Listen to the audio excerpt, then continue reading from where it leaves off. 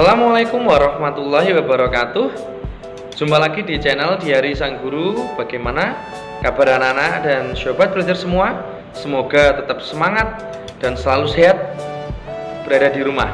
Nah, Pak Guru tetap menghimbau kepada kalian agar tetap menjaga kesehatan dengan cara menggunakan masker ketika keluar rumah, selalu mencuci tangan dengan sabun, dan tetap patuhi protokol kesehatan.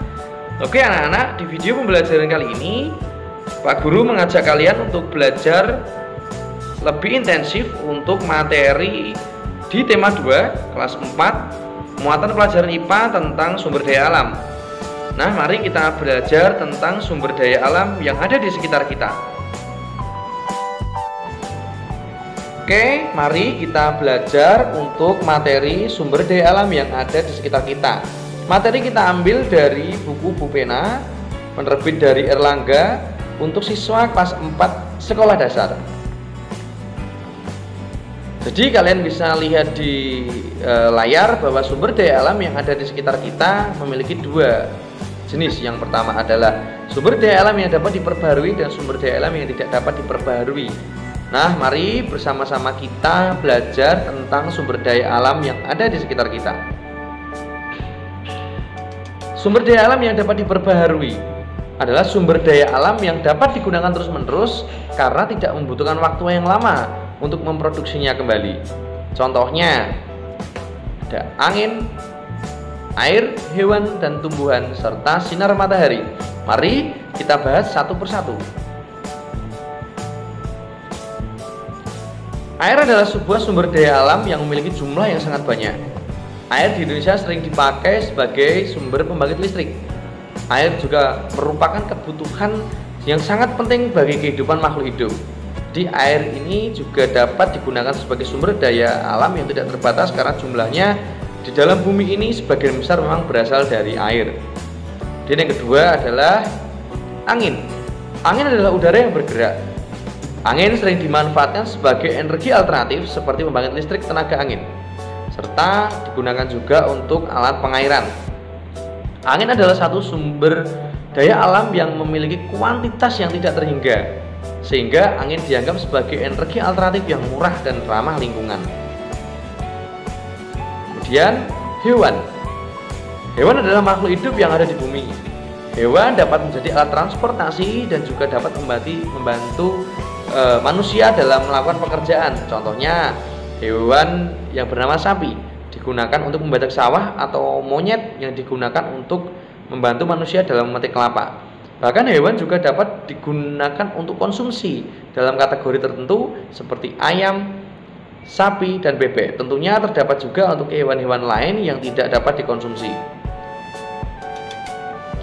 Tumbuhan.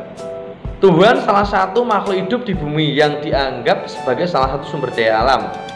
Tumbuhan mampu berkembang biak sendiri maupun dibantu oleh manusia. Jadi tidak akan habis karena tanpa kita tanam pun tumbuhan tersebut akan bisa tumbuh dan bisa dipetik atau bisa dikonsumsi.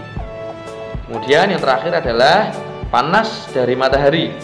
Seringkali dipakai rumah-rumah sebagai alat untuk menghidupkan pemanas air atau pemanas ruangan. Selain itu, sinar matahari mulai saat ini sering dipakai untuk membangkit listrik karena jumlahnya yang tidak terbatas dan ramah lingkungan. Nah, dalam kategori ini diperlukan alat yang namanya panel surya, yang tujuannya adalah menangkap sinar matahari yang kemudian nanti bisa diubah menjadi listrik. Nah, itu pembahasan tentang jenis-jenis sumber daya alam yang dapat diperbarui. Sumber daya alam yang tidak dapat diperbarui maksudnya adalah sumber daya alam yang jumlahnya terbatas dan membutuhkan waktu yang lama untuk membuatnya. Seperti contoh, minyak bumi yang terbuat dari fosil makhluk hidup. Ini terbentuk dari jutaan tahun yang lalu, sehingga ketika minyak bumi ini habis tidak akan bisa digunakan kembali.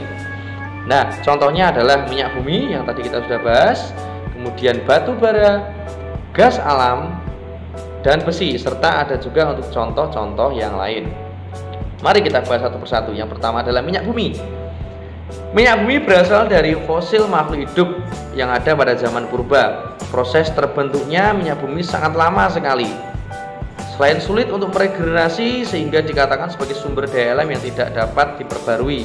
Jadi mari kita berhemat dalam penggunaan minyak agar minyak kita selalu bisa digunakan.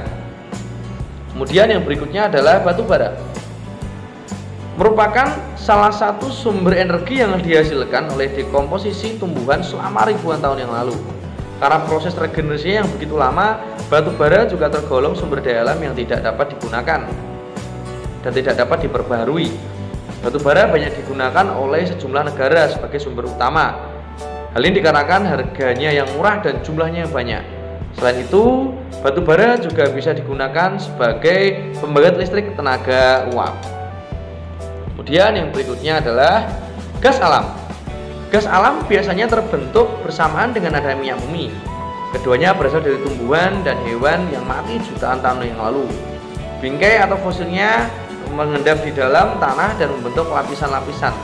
Tekanan dan panas di bawah tanah mengubah bangkai dari makhluk hidup itu tersebut menjadi gas dan minyak. Tentunya ini juga membutuhkan waktu yang sangat lama. Kemudian yang terakhir adalah besi. Besi salah satu bahan konstruksi untuk membuat bangunan. Besi termasuk logam, tetapi bukan logam mulia. Logam ini memiliki sifat tersendiri dibandingkan dengan logam mulia. Besi bersifat kuat, kokoh, dan mudah untuk dibentuk. Untuk itu, besi cocok digunakan sebagai konstruksi gedung, perumahan, atau bangunan yang lain. Nah, besi ini juga sangat sulit dibuatnya karena membutuhkan waktu yang lama untuk membuatnya, sehingga besi juga termasuk dalam kategori sumber daya alam yang tidak dapat diperbarui.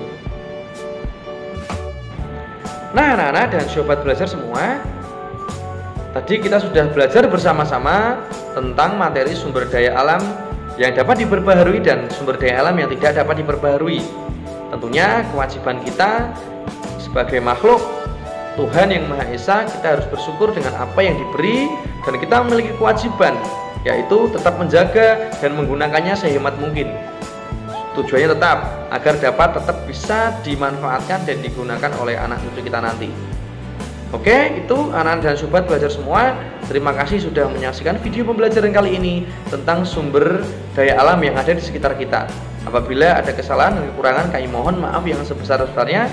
Sampai jumpa di video pembelajaran yang berikutnya. Assalamualaikum warahmatullahi wabarakatuh. Dadah.